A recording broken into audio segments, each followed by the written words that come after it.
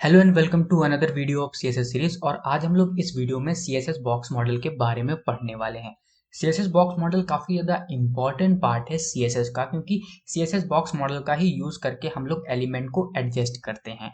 For example, ये जो home page है गूगल क्रोम का, यहाँ पर आपको गूगल लिखा हुआ दिखेगा। अब यहाँ पर आप एक चीज़ देख पा रहे हो कि गूगल ये जो लिखा हुआ है ये टॉप से कुछ डिस्टेंस पे लिखा हुआ है। लिखा तो इसको यहाँ पे होना चाहिए था टॉप में, बट यहाँ पे कुछ है भी नहीं, और कुछ ना होने के बावजूद ये यहाँ पर है, ना कि यहाँ पर। तो ये जो टॉप की डिस्टेंस दी गई, ये सीएसएस बॉक्स मॉडल अप्लाई करके ही दी गई है। तो चीज़ों को किस तरीके से एडजस्ट करना है, ये हम लोग सीएसएस बॉक्स मॉडल का यूज़ करके ही करते हैं। अभी मैं इसको आपको डिटेल में समझाऊंगा तो आपको और क्लियरिटी आ जाएगी।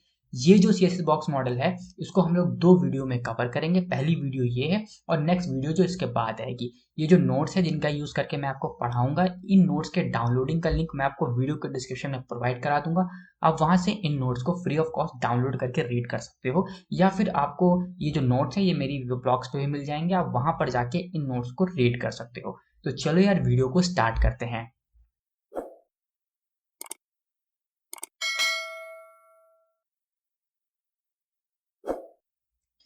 CSS box model. It is a box that wraps all HTML elements. ये एक तरीके का बॉक्स होता है जो कि सारे HTML एलिमेंट्स को रैप करके रखता है। अब ये जो लाइन मैंने बोली, इस चीज़ को समझाने के लिए मैं एक एग्जांपल का यूज़ करूँगा। सपोज मैंने यहाँ पे H1 टैग को ओपन किया और H1 टैग को क्लोज कर दिया, और इसके अंदर मैंने लिख दिया कोड। अब इतना तो आपको अंडरस्टूड है कि जो हमारा वेब ब्राउज़र है, वहाँ पर हमें कोड लिखा हुआ दिखने वाला है, क्योंकि हमने यहाँ पर एक हेडिंग टैग H1 टैग को ओपन क्लोज किया और इसके अंदर हम लोगों ने लिख रखा है कोड। तो इससे हमें यहाँ पर एक हेडिंग दिखने वाली है जहाँ पर लिखा होगा कोड।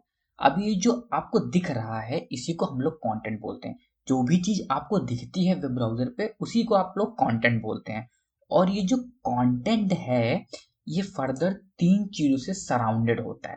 पहली जो चीज होती है जो कंटेंट को सराउंड करके रखती है, वो होती है पैडिंग। दूसरी जो चीज है जो कि कंटेंट को सराउंड करके रखती है, वो होती है बॉर्डर। और जो तीसरी चीज है जिससे कंटेंट सराउंड होता है, उसको हम लोग बोलते हैं मार्जिन। और इसी को हम लोग बोलते हैं बॉक्स मॉडल।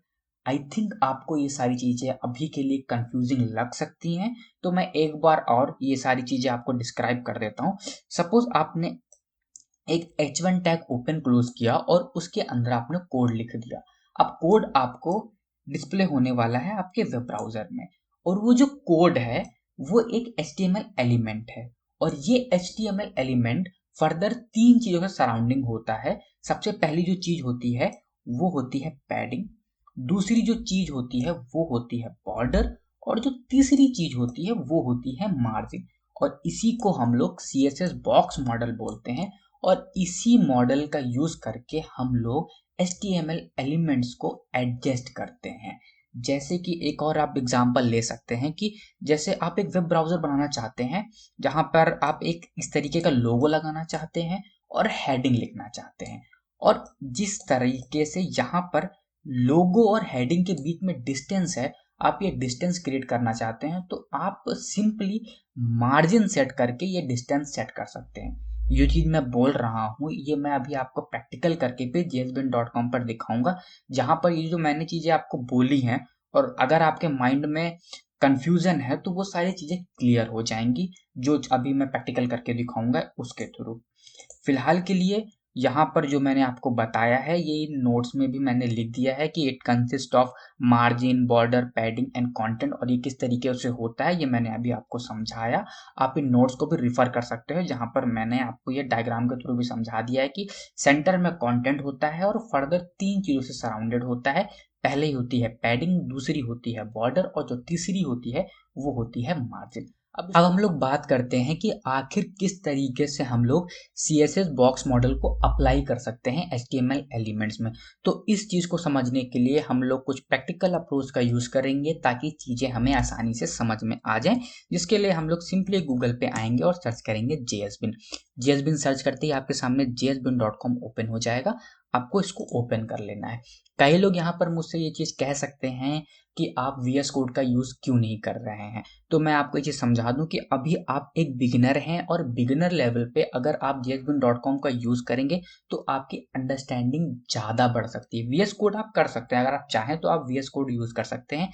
और जब ये कोर्स कंप्लीट होगा तो मैं VS कोड इंस्टॉल करके कुछ प्रोजेक्ट भी VS कोड पे बना के आपको समझाऊंगा किस तरीके से VS कोड को यूज़ करके हम लोग HTML CSS का यूज़ करके प्रोजेक्ट को बना सकते हैं। But at a beginner level आप jsbean.com का यूज़ करें, जिससे आपको बहुत बेनिफिट होने वाला है। चीज़ें आप बार बार लिखेंगे तो चीज़ें आपको जल्दी याद होंगी, जिससे आपको चीज़ों को रटना नहीं पड़ेगा।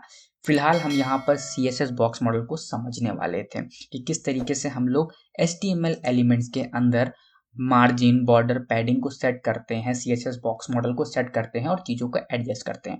तो हम लोग वापस jsbean.com पे आते हैं और CSS बॉक्स मॉडल को समझते हैं। यहाँ पर सबसे पहले मैं क्या करूँगा, एक p टैग को ओपन करूँगा और क्लोज करूँगा और इसको एक आईडी दे दूंगा a, जिसका यूज़ करके हम लोग इसमें CSS को ऐड करेंगे और इसके अंदर कंटेंट डाल दूंगा। मैंने यहाँ पे अपना नाम अंकुर डाल दिया।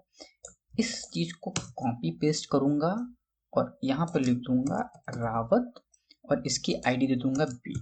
आपको पता है आईडी सेम नहीं हो सकती, ये मैंने पहली वीडियो में आपको बता रखा है। अब मैं क्या करूँगा, आईडी सेलेक्टर का यूज़ करके CSS इसमें ऐड करूँगा। आईडी सेलेक्टर का यूज़ कैसे करते हैं, हैश का यूज़ करके हम लोग आईडी को सेलेक्ट करते हैं। तो यहाँ पर मैंने a लिखा। अब मैं क्या करूँगा, इसमें सबसे पहले बैकग्राउंड कलर डाल दूंगा और इसका कलर, जो इसका टेक्स्ट कलर है, उसको चेंज कर दूंगा ताकि जो मैं चेंजेस इसमें करूँ वो आपको डिस्प्ले हो। तो मैं यहाँ पर सबसे पहले क्या करूँगा, लिखूँगा बैकग्राउंड कलर रेड और कलर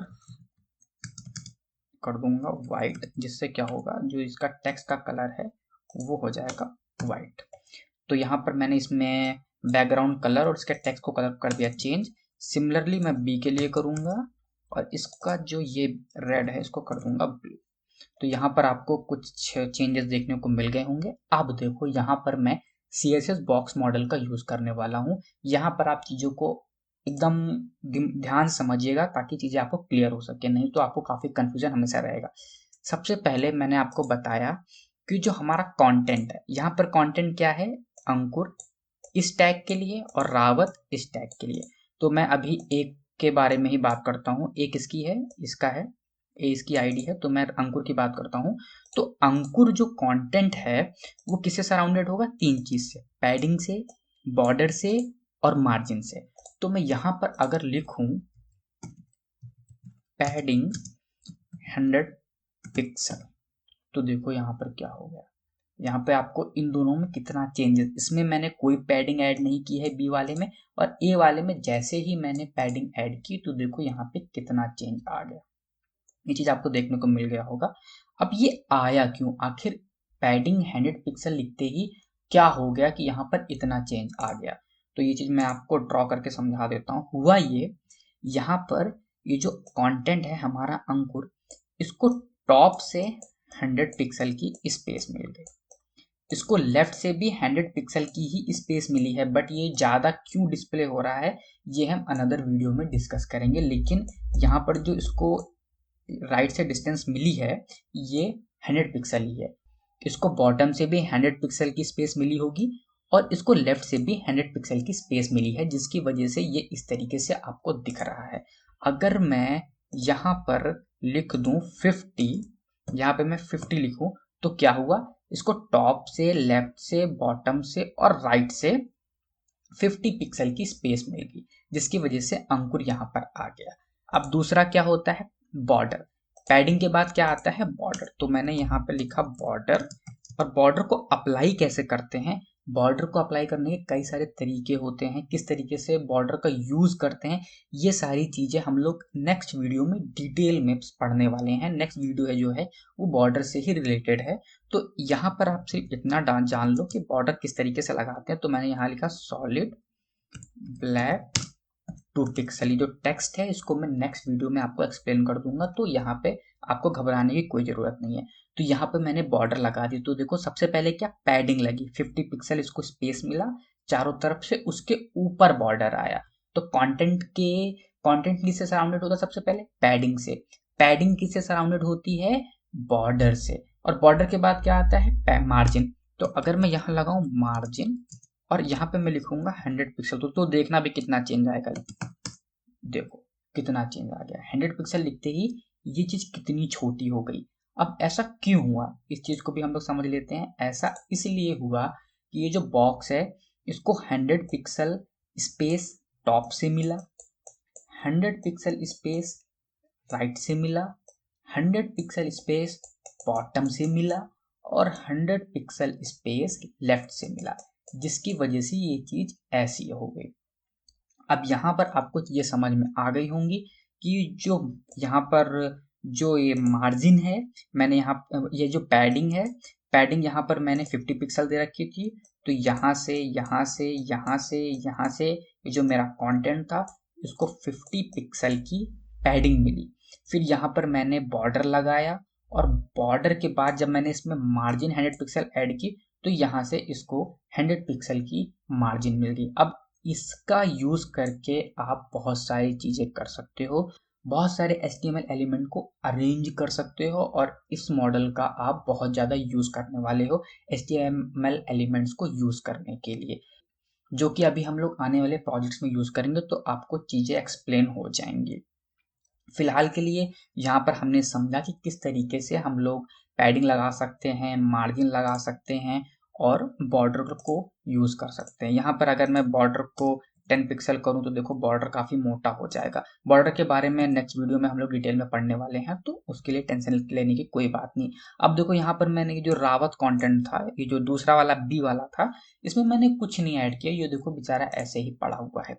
अब मैं यहाँ पे आपको कुछ चीजें यहाँ पे समझाने वाला हूँ।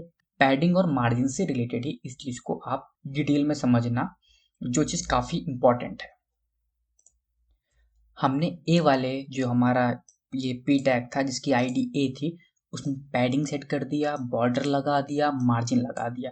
अब बी वाला जो हमारा ये पी टैग है, इसमें हम लोग सीखेंगे कि कौन कौन से तरीकों का यूज करके हम लोग मार्जिन और पैडिंग को लगा सकते हैं।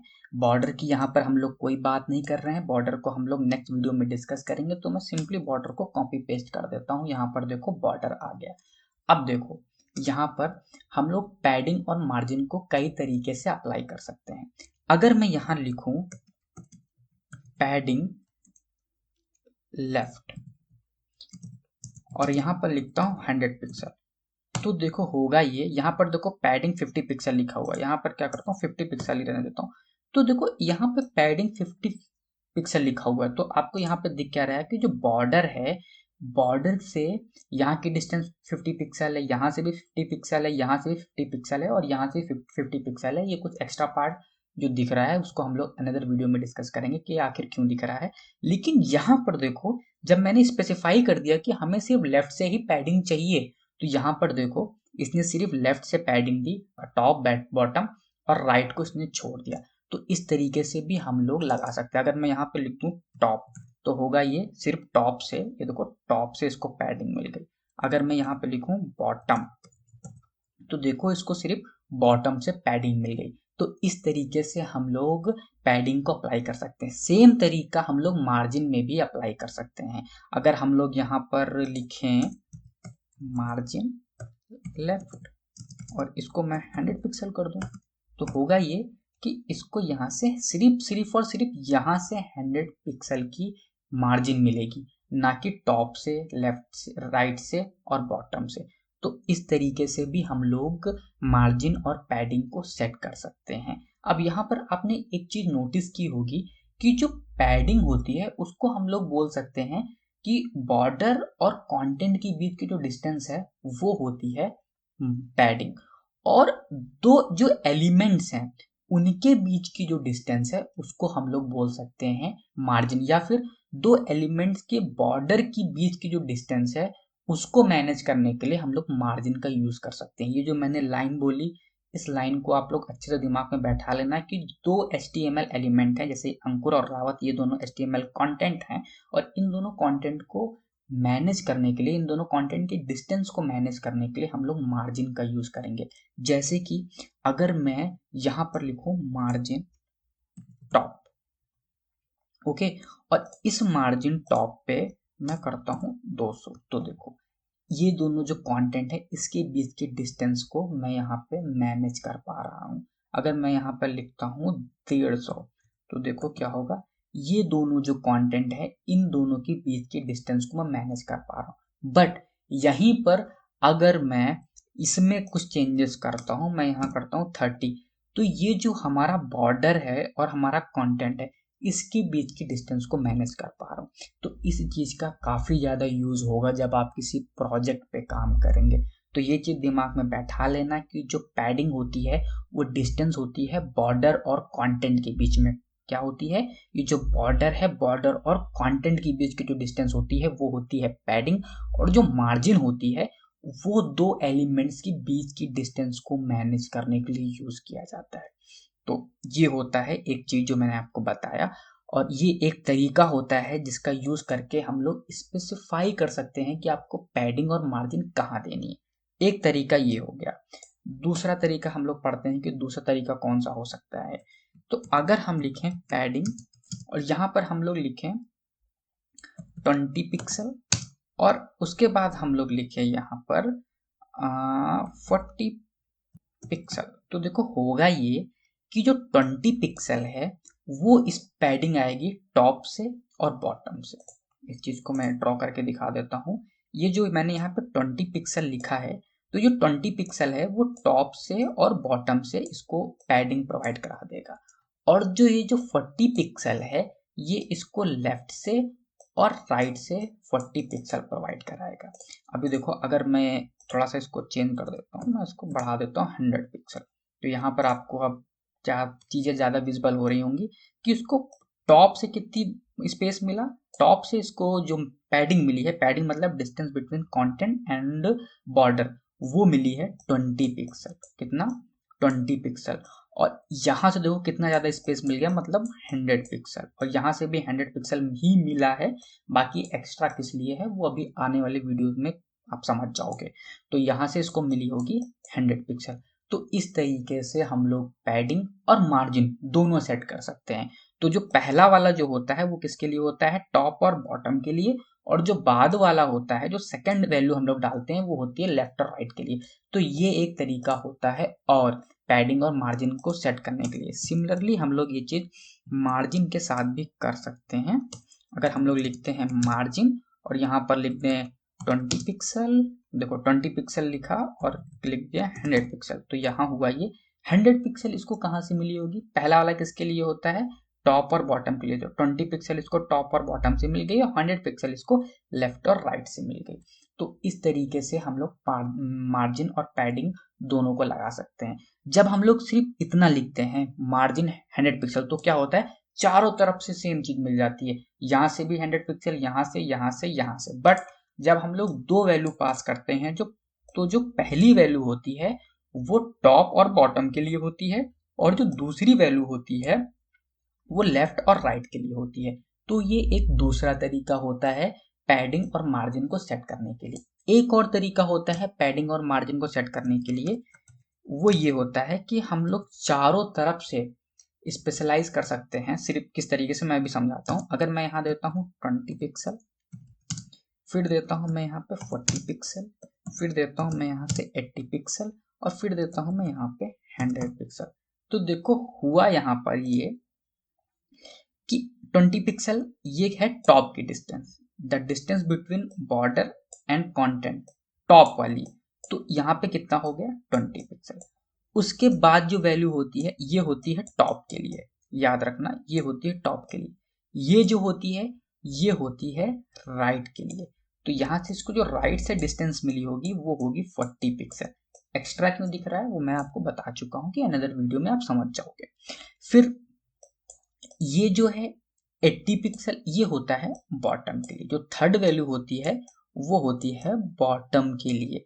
तो यहाँ से इसको कितनी डिस्टेंस मिली है 80 पिक्सल, और जो लास्ट वाली होती है वो होती है लेफ्ट से के लिए। तो यहाँ से इसको मिली है 100 पिक्सल। तो याद रखना आप इस तरीके से भी पैडिंग और मार्जिन को सेट कर सकते हो। तो यहाँ पे मैंने आपको 3 से 4 तरीके बता दिए जिनका यूज करके आप लोग मार्जिन और पैडिंग को सेट कर सकते हो। ये चीज आप भूलना नहीं। पहली वैल्यू होती है टॉप के लिए, दूसरी वैल्यू होती है राइट के लिए, तीसरी होती है बॉटम के लिए, चौथी होती है लेफ्ट के लिए। अगर आपको ये सारी चीजें याद ना हो तो आप जैसे घड़ी चलती है वैसे आप एज्यूम करना कि घड़ी ऐसे चलती है ना, ऐसे करके। तो जो पहली वैल्यू है वो टॉप के लिए, जो दूसरी वैल्यू है वो राइट के लिए, जो तीसरी वैल्यू है वो जो है बॉटम के लिए, और जो चौथी वैल्यू है वो लेफ्ट के लिए। जो तो अगर आप क्लॉकवाइज चलोगे तो आप चीजों को समझ सकते हो। तो इस तरीके से भी हम लोग मार्जिन और पैडिंग दोनों को सेट कर सकते हैं। ये सेम चीज मार्जिन में भी अप्लाई होगा। तो हम लोगों ने इस वीडियो में सीखा कि CSS बॉक्स मॉडल क्या होता है, CSS बॉक्स मॉडल में कौन कौन सी चीजें होती हैं, किस तरीके से हम लोग इनको अप्लाई कर सकते हैं। कई सारे तरीके हम लोगों ने सीखे, किस तरीके से हम लोग मार्जिन को अप्लाई कर सकते हैं, स्पेशलाइज तरीके से भी कर सकते हैं कि लेफ्ट राइट टॉप बॉटम लिख के कर सकते हैं, और कई सारे शॉर्टकट तरीके भी सीखे कि हम लोग 2 वैल्यूज पास करके किस तरीके से करते हैं, और हम लोग 4 वैल्यूज को पास करके किस तरीके से करते हैं।